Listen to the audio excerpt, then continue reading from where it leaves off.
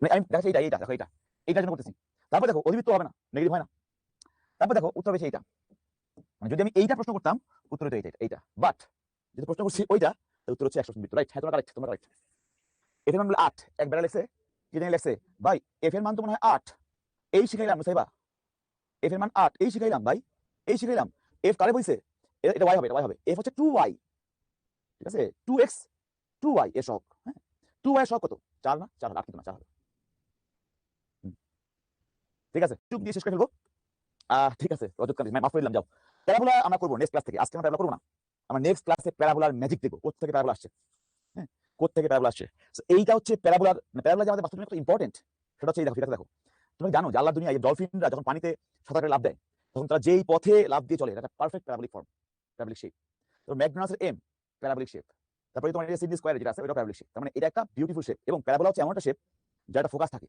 তুমি দেখবা যে আকাশের যে তোমার ইয়ে থাকে না, ওই যে সেট টপ বক্সের উপরে যে অ্যান্টেনা থাকে, অ্যান্টেনা, ওই অ্যান্টেনা কিন্তু প্যারাবোলিক শেপ। কারণ জানো অ্যান্টেনা প্যারাবোলিক কি হয়, এটা একটা ফোকাস থাকে, হচ্ছে ফার্স্ট সব জায়গা থেকে সিগন্যাল কনসেন্ট্রেট করে এক জায়গায় নিয়ে আসে।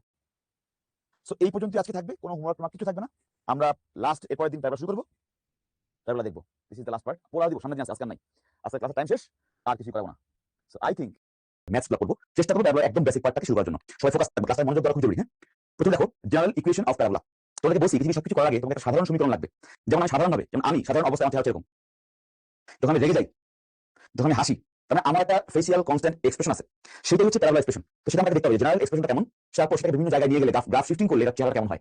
দ্যাট ইজ ওয়াই আমাকে সবসময় কনিক্স পড়ার সময় আগে প্রত্যেকটা কনিক্সের একটা সাধারণ সমীকরণ করতে হবে। ভাই এটা সাধারণ সমীকরণ, আমি জানি কনিক্সের সমীকরণ কেমন হয়, আগে বলছিলাম রিলেট করতেছি, ax square plus by square plus twice hxy plus twice gx plus twice fy plus c equal to 0। এটা হচ্ছে কনিক্সের সমীকরণের মধ্যে থাকবে, এটা থাকবেই।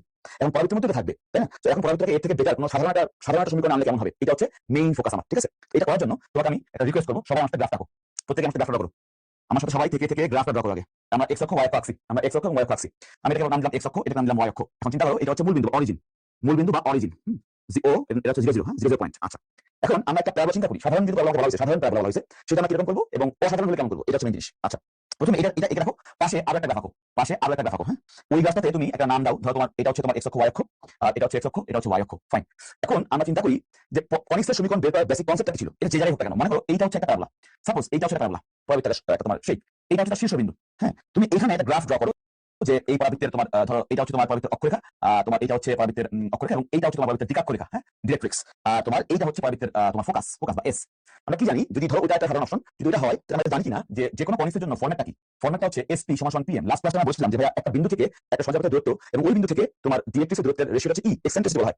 আমরা এই বিন্দুটার নাম দেই পি এক্স ওয়াই, সঞ্চারপথের একটা বিন্দু পি এক্স ওয়াই, কেমন বিন্দু, তাই না? আচ্ছা, এখন তুমি চিন্তা করো এসপি আর যদি পিএম হয়, আমরা জানি সবসময় জানি যে এসপি ডিভাইড বাই পিএম, মানে এই তোমার ফোকাস থেকে ওই সঞ্চারপথের বিন্দু দূরত্ব এবং ওই বিন্দু থেকে তোমার এম এর দূরত্বের রেশিওটাকে বলা হয় ই বা এক্সেন্ট্রিসিটি। এখন ফর প্যারাবোলা, আমি যেহেতু প্যারাবোলা করতেছি, আমরা জানি প্যারাবোলার জন্য এই মানটা হচ্ছে 1, পাশে লিখে দাও, এটা হচ্ছে প্যারাবোলা পরাবৃত্তের জন্য এই মানটা হচ্ছে 1। এই পর্যন্ত কোনো কনফিউশন নাই, একদম বেসিক জিনিস পাচ্ছি। এখন তুমি চিন্তা করো যদি এসপি বাই পিএম ইকুয়াল 1 হয়, আমরা বলতেই পারি এসপি হয় equal to PM, SP is equal to PM for what, for parabola, for parabola. এটাকে আমরা বেস ধরে নিয়ে আগাবো, যে কোনো কনিক্স করার সময় এই প্রসেসে আগাবো। আচ্ছা, এখন এসপি কি জিনিস, এসপি হচ্ছে দুই বিন্দুর মধ্যবর্তী দূরত্ব, দুইটা বিন্দুর মধ্যবর্তী দূরত্ব। এস কি, এস হচ্ছে ফোকাস, ধরে নাও ফোকাস হচ্ছে আলফা কমা বিটা, তুমি ধরে নাও ফোকাসটা কি আলফা কমা বিটা। আচ্ছা, যদি ফোকাসটা আলফা কমা বিটা হয়, সেই ক্ষেত্রে আমরা এখান থেকে কি জিনিস ড্র করতে পারি, এটা মেইন জিনিস।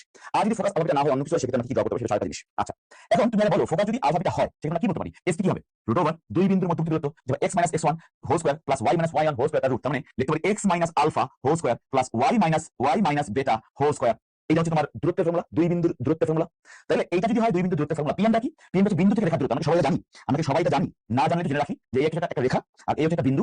তো আমরা কি সবাই জানি, সবাই তোমাকে বলবা যে ধরো তোমার এই বিন্দুর সমীকরণ হচ্ছে ax plus by plus c equal to 0, আর এই বিন্দুটা ধরে নাও x1, y1। তাহলে এই বিন্দু থেকে এই রেখার লম্ব দূরত্বের ফর্মুলাটা কি মনে আছে, লম্ব দূরত্ব এই ফর্মুলাটা কি কার মনে আছে, মডুলাস হয়, কিন্তু দূরত্ব অলওয়েজ পজিটিভ হয়, এরকম দাগ দিতে হয়। প্রথমে বিন্দুটাকে রেখার সমীকরণে সিদ্ধ করতে হবে, রেখার সরলরেখা পড়ে আসে না, বিন্দুটাকে রেখা সিদ্ধ করবা, মানে কি x এর জায়গায় x1, y এর জায়গায় y বসাই দাও, তাহলে ax1 plus by1 plus c divided by এই মূল সমীকরণের x এর সহগের স্কয়ার প্লাস y এর সহগের স্কয়ার। এটা কিন্তু আমরা জানি যে কোনো সরলরেখার লম্ব দূরত্ব বের করার ফর্মুলা। এটা আমি অ্যাপ্লাই করব, যদি আমি অ্যাপ্লাই করি তাহলে ঘটনা বড় কি ঘটবে, আমাদের বিন্দুর নাম কি xy, আর এই দ্বিঘাত রেখার সমীকরণ ধরছি, ধরে নাও র্যান্ডম একটা সমীকরণ ধরে নাও, ধরো তোমার এটা হচ্ছে ax plus by plus c সমান সমান একটা র্যান্ডম সমীকরণ ধরে নাও। তাহলে এটা কি হবে, xy এখানে সিদ্ধ করব, সিদ্ধ করব হচ্ছে x plus by plus c, এটা সিদ্ধ করলাম ডিভাইড বাই x এর সহগের স্কয়ার y এর সহগের square root over a square plus b square. এখন তুমি যদি দুই পাশে হোল স্কয়ার করে দাও, পাবো হচ্ছে এটা x minus alpha whole square y minus beta whole square সমান সমান এখানে পাবো হচ্ছে ax plus by plus c whole square, আর এখানে পাবো হচ্ছে স্কয়ারিং করলে a square plus b square root হয়ে যাবে। লাস্ট লাইনে আমরা এইটাকে যেটা পাইলাম, এটাকে একটু রেখে দিই, আমরা এইটা পাইলাম হচ্ছে একটা কনিক্সের জেনারেল ইকুয়েশন। এখন যদি আমি এই a স্কয়ার এখানে নিয়ে গুণ টুন করি বা এটাকে স্কয়ারিং